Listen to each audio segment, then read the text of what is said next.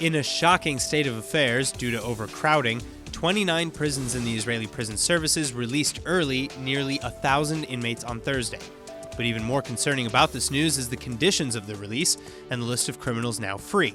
Among them, nearly 300 men convicted of sex crimes or domestic abuse. And all this rather than complying with a High Court of Justice ruling from last year to provide more space for prisoners. Rights groups across the country are decrying the move as a massive step backwards, especially considering many of the convicts were involved in violent crimes against minors and women.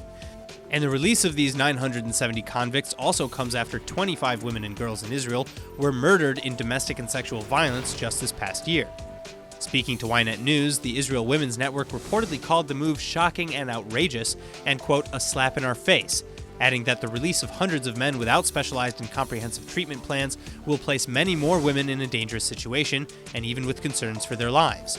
And in fact, women's protest leaders are still striking every day at 10 a.m. for 25 minutes until the government funds an already approved plan to combat domestic and sexual violence, particularly against women. The Israel National Council for the Child also similarly wrote in a letter to the Israel Prison Services that the decision, quote, may have far-reaching consequences for minors, end quote, especially as no orders for monitoring these offenders after their release has yet been issued.